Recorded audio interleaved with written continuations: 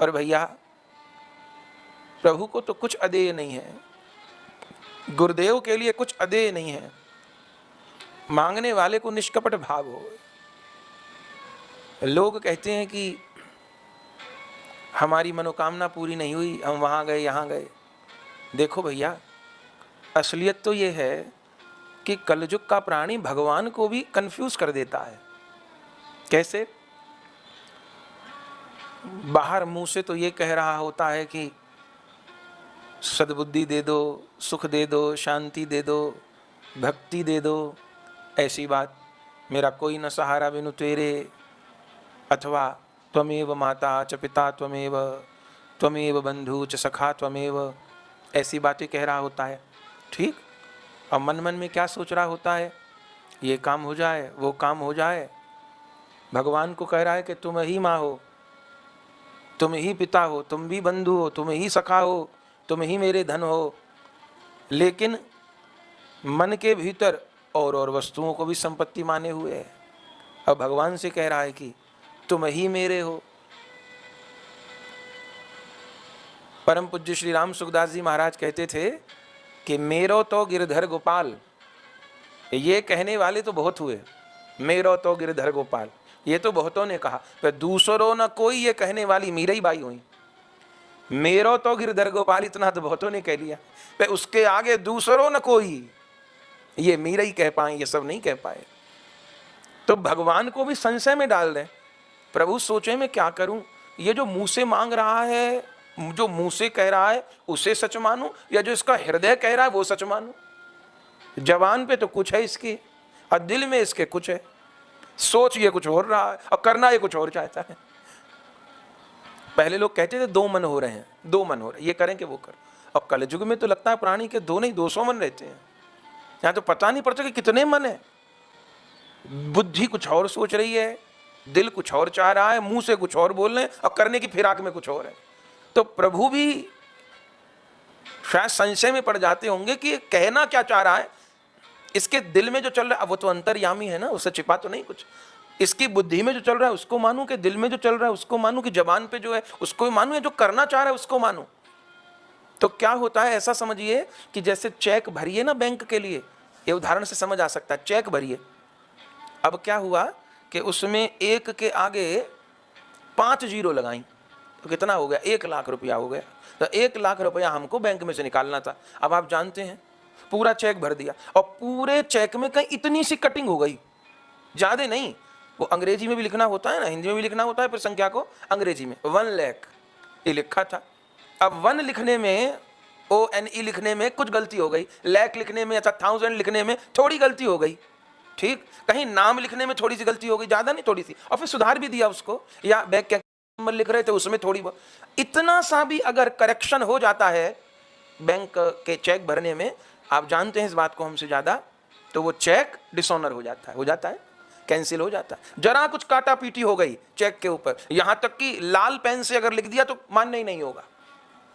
कहीं कोई संख्या जीरो बनानी थी, पेन नहीं चला तो 2 बार डबल कर दिया जीरो को हमने, या हमने कहा नहीं 1 लाख नहीं, हमें 10,000 लिखने थे, 1 जीरो काट दो, तो दूसरा ही चेक बनेगा। अगर उसमें 1 जीरो लिख करके फिर काट दी कि नहीं 1 लाख नहीं, हमें 10,000 चाहिए थे, तो आप जानते हैं फिर बैंक का नियम, इतनी सी भी कहीं कटिंग हो गई तो बैंक फिर चेक स्वीकार नहीं करता, रद्द हो जाता है। वो क्यों हो जाता है, इसका कारण जानते हैं?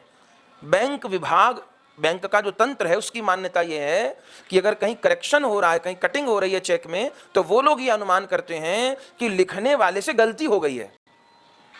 अब हमको कंफर्म कैसे हो कि 1 लाख लिखा था कि 1000 लिखा था कि 10,000 लिखा था? कंफ्यूज था वो, उसने कुछ स्पेलिंग मिस्टेक कर दी, अथवा उससे किसी ने जबरदस्ती ने लिखवाया हो। ये सब संभावनाएं पैदा हो जाती हैं। तो इन सब संभावनाओं के तहत बैंक उस चेक को अस्वीकार कर देता है, दोबारा भरो। थोड़ा सा करेक्शन, ये तो सबके साथ घटने वाली चीज है, आप बेहतर जानते होंगे। तो जब ये साधारण बैंक का ये नियम है, थोड़ा करेक्शन अगर कुछ हो जाए, जरा से सिग्नेचर बदल गए, तो बात नहीं बनेगी, तो फिर वह तो परम सत्ता है। तो वहां पर भी थोड़ा सा, जब अगर हमारी कोई बात पूरी नहीं होती तो उसमें ये बहुत बड़ा प्रधान कारण है कि उस समय जब हम प्रभु के, अब वहां तो छिप नहीं सकता ना कुछ। उस समय हमारा दिमाग कुछ और कह रहा होता है, दिल कुछ और कह रहा होता है, जबान कुछ और कह रही होती है, करने को हम कुछ उतारे होते हैं, आंखें हमारी कहीं और चल रही होती हैं। तो प्रभु भी नहीं समझ पाते कि चाहता क्या है। कहीं जो ये मुंह से कह रहा है वो पूरा कर दूं, चाह ना रहो, पर जो चाह रहा है बुद्धि उसके विपरीत कहीं। तो अब ये कंफ्यूज है, अभी इसकी बात नहीं सुननी मुझे, अभी ये स्थिर नहीं है, अभी ये एक मत नहीं है, एक आदमी के 5 मन हो रहे हैं, किसको मानूं। जैसे कोई वोट देने जाए, आजकल तो मशीन होती है ना, तमाम लिखे रहते हैं। एक आदमी गया वोट देने के लिए, उसने कहा जी किसको दे के आए, कमल पे दबाया कि हाथ पे दबाया कि कौन कौन, घोड़ा गाड़ी साइकिल सब कुछ है, किस पे दबाया। उसने कहा भैया मेरे तो सब लोग वोट मांगने आए थे मेरे घर पे। फिर बोले मैंने किसी को निराश नहीं किया। तो फिर बोले मैं एक एक बार सारे बटन दबाया आया। उसने कहा बहुत बढ़िया बेटा, तूने बहुत अच्छा काम किया। बोले परिणाम क्या हुआ। बोली तेरी वोट हो गई कैंसिल। बोले कैंसिल क्यों, मैंने तो सबका मन रखा। बोले बच्चे एक का ही मन रखा जाता है, सबका नहीं रखा जाता। तूने सबरे जो बटन दबा दिया, 0 हो गया, कैंसिल हो गई वोट। क्यों क्यों हो गई, वो मशीन तो पकड़ लेती है। बोले नहीं नहीं, मशीन में ये संवेदना चली गई कि ये कंफर्म नहीं है, इसे यही नहीं पता कि बटन कौन सा दबाना है, इसे यही नहीं पता कि वोट किसको देनी है, राष्ट्रवादियों को देनी है कि तुष्टीकरण वालों को देनी है, या इस हिंदुस्तान को जो पाकिस्तान बनाना चाहते हैं उन लोगों को वोट देनी है, या जो राम मंदिर का समर्थन करते हैं उनको वोट देनी है। उसको कंफर्म नहीं है। तो वो मशीन भी, वो एक जड़ यंत्र भी वोट को कैंसिल कर देता है। ये उदाहरण इसलिए दे रहे हैं कि तभी बात शायद समझ में आ सकती है। तो ये नियम कानून भगवान के दरबार में भी है। हमारी बात अगर स्वीकार नहीं होती है, हमारी जो हम चाह रहे हैं वो नहीं हो पा रहा है, भले वो संसारिक कामना क्यों ना हो बंधुओं, मन में कुछ और है, बोली में कुछ और है, दिमाग में कुछ और है, करना कुछ और चाहते हैं, आंखें कहीं और। जब सारी चीजें एक जगह आ जाएंगी, जो मुंह से बोल रहे हैं दिल भी वही बोलेगा, बुद्धि भी वही बोलेगी, आत्मा भी वही बोलेगी, चेष्टाएं भी वही बोलेंगी, आंखें भी वही बोलेंगी, रोम रोम भी वही बोलेगा, एक ही बटन के ऊपर उंगली लगानी पड़ेगी तो वोट पड़ जाएगी, माने बात स्वीकार हो जाएगी।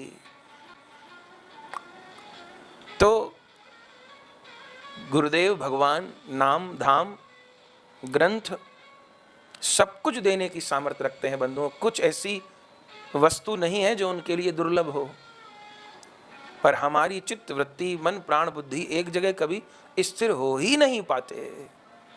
और फिर लोग कहते हैं मुझे इतने दिन मंदिर जाते हो गए, इतने दिन पाठ करते हो गए, पूजा करते हो गए, ये ना हुआ वो ना हुआ। चलो ठीक है,